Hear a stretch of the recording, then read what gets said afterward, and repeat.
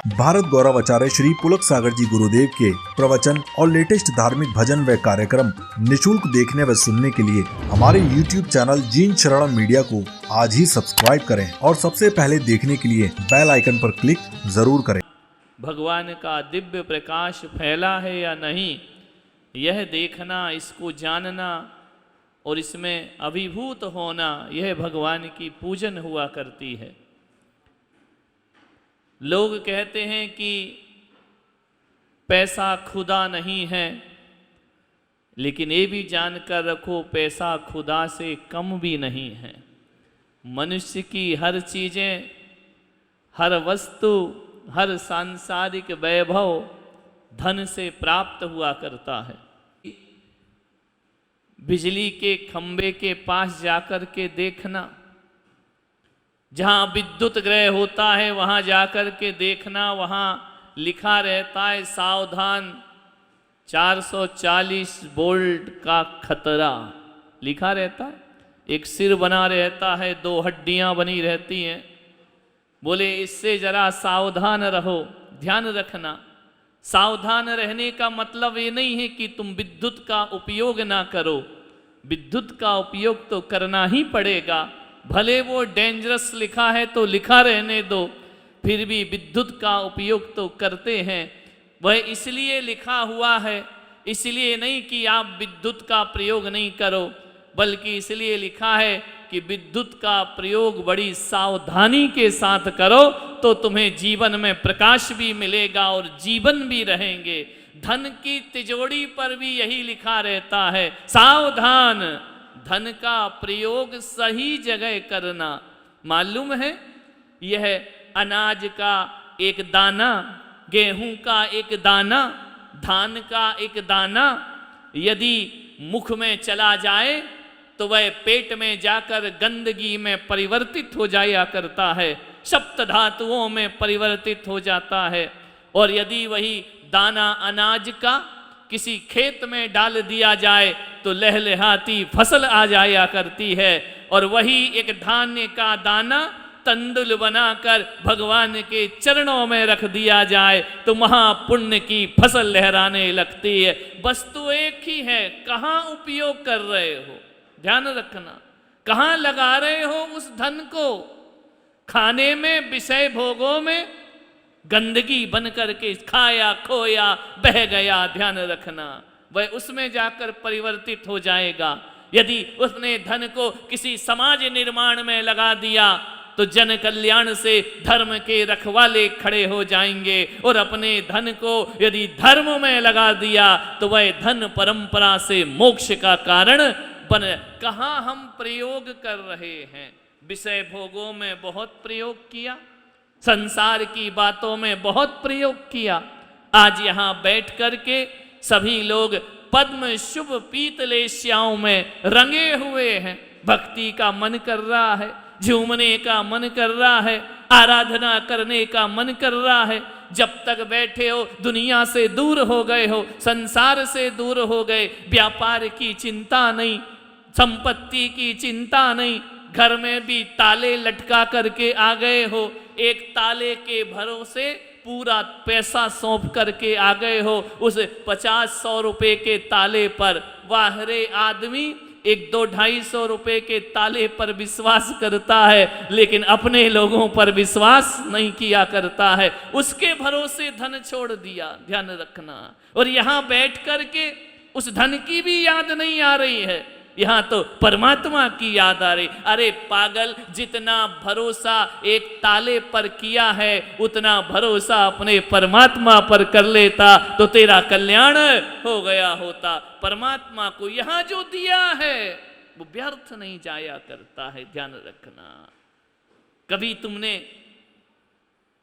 Bank गए हो पैसा जमा कराने कि नहीं गए? बोलो ना, नहीं मांगूंगा। गए हो ना? मोदी ने तो सबको भेज दिया था जब नोटबंदी की थी। अच्छे अच्छे लोग लाइन में लग गए थे नोट बदलवाने के लिए। नोट बदलवाने के लिए सबसे ज़्यादा रेट तो महिलाओं को पड़ गई।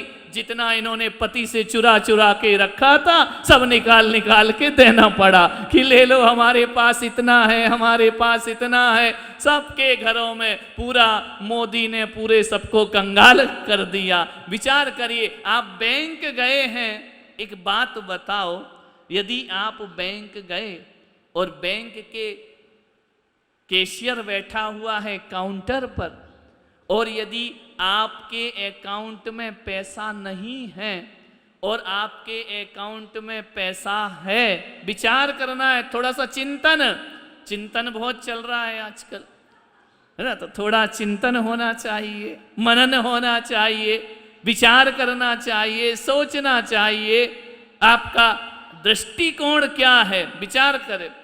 यदि आप बैंक में गए हैं और आपका बैलेंस नील है, और यदि आपके कैशियर के काउंटर पर आपका बेटा बैठा है, वो आपको पैसा देगा या नहीं? बोलो, जोर से बोलो जरा, देगा या नहीं देगा?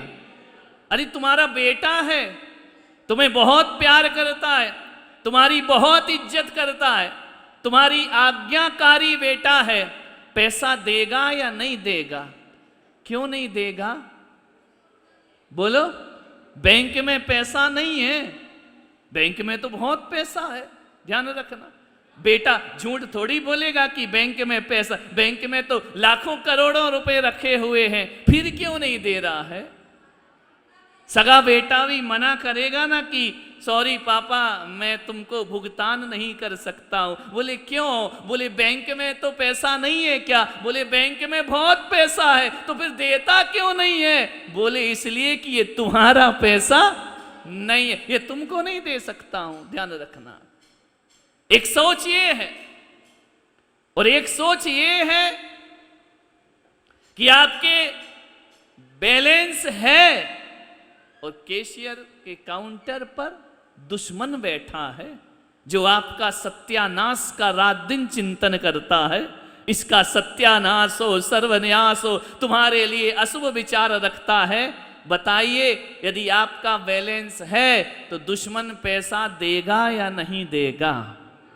क्यों? वो तो दुश्मन है, वो तो तुम्हारी बर्बादी चाहता है, वो तो तुम्हारा सर्वनाश चाहता है, फिर क्यों दे रहा है पैसा? बोलो, बात समझ में आ गई कि नहीं आई?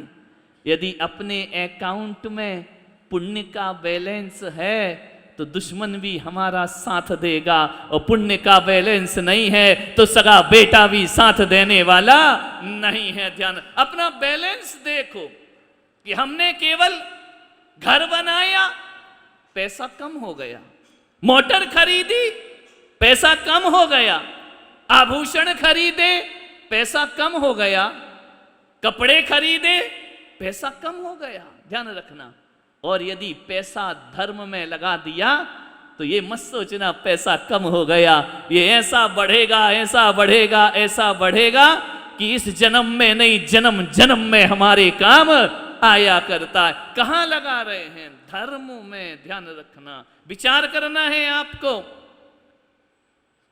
कि हमारा द्रव्य कहां लगना चाहिए, कहां उसका सदुपयोग होना चाहिए।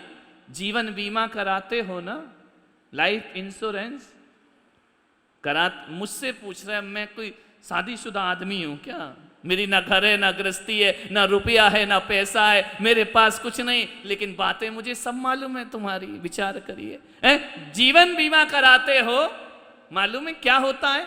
आप जीवन बीमा कराओ, पति का या पत्नी का कराओ, यदि पति ऊपर चला गया तो उसका पैसा किसको मिलता है?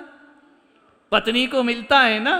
लाइफ इंश्योरेंस का पत्नी को प्राप्त होगा, उसके बच्चों को प्राप्त होगा। लेकिन ये जो जिन शरणम में बैठकर पुण्य का अर्जन कर रहे हो, ध्यान रखना, ये केवल अपनी प्रॉपर्टी है, प्राइवेट प्रॉपर्टी है। यदि हमने पुण्य का जीवन बीमा कराया, ये पत्नी को नहीं मिलेगा, हमारा हमें ही प्राप्त होगा, इस भव में भी प्राप्त होगा और अगले भव में भी। कोई दावा कर सकता है कि तुम्हारा पुण्य थोड़ा सा मुझे दे दो, और कोई दे सकता है क्या? ना पुण्य लिया जाता है ना पुण्य दिया जाता है। ध्यान रखिए, पुण्य तो अपनी प्रॉपर्टी है। ये परिवार जन, ये रिश्ते, ये नाते, ये संसार चिता तक साथ देने वाले हैं। ध्यान रखना, सोचना, विचार करना। कमला चलत न पेड़ जाए, मरघट तक परिवारा, और अपने अपने सुख को रोते पिता पुत्र दारा। कौन तुम्हारे साथ जाएगा? ये दौलत है ना, यदि मृत्यु हो गई कितने कदम साथ जाएगी? बोलो। कमला चलत न पेड़, कमला यानी लक्ष्मी, चलत न पेड़, एक कदम भी साथ नहीं। मरघट तक परिवारा, परिवार कहां तक जाएगा? मरघट तक। उसके बाद क्या होगा? उसके बाद जब ये जो अर्जित किया है सातिशय पुण्य, ये हमारे साथ जाया करता है। चिता के बाद ये हमारे साथ जाता है। ये मत सोचो कि पति कमा रहा है तो मेरा कल्याण हो जाएगा, पत्नी जोड़ रही है तो उसका कल्याण हो जाएगा। ध्यान रखना, हमारे यहाँ कमाने वालों को पुण्य नहीं मिलता है, हमारे यहाँ देने वालों को पुण्य की प्राप्ति हुआ करती है। विचार करिए, ऐसा नहीं है कि हम पत्नी पुण्य कर रही है तो पति को भी फल मिलेगा। वो नहीं करे कंजूस मक्खी चूस, ना करे ना करने दे। चार लोग होते हैं ना, एक होता है कंजूस। कंजूस कौन होता है? जो खाता तो है मगर खाने नहीं देता, वो कंजूस होता है।